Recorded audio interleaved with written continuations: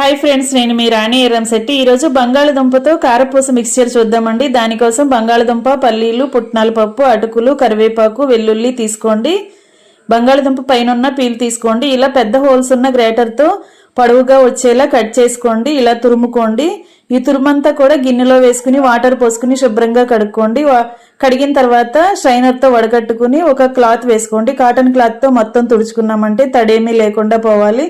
అలా అంతవరకు కూడా బాగా తుడుచుకుని స్టవ్ ఆన్ చేసుకుని కళ్ళాయి పెట్టుకుని ఆయిల్ పోసుకోండి.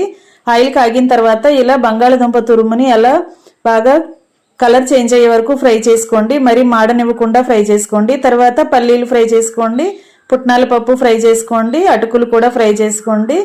తర్వాత కరివేపాకు, వెల్లుల్లి రెబ్బలు కూడా బాగా ఫ్రై చేసుకుని తురుముకుని ఫ్రై చేసుకున్న బంగాళదుంప కారపూసలు ఇవన్నీ కూడా కలిపేసుకోండి. ఇప్పుడు మొత్తం కూడా బాగా కలుపుకొని చిటికెడు సాల్ట్, తగినంత కారం వేసుకోండి. జీలకర్ర పొడి, పసుపు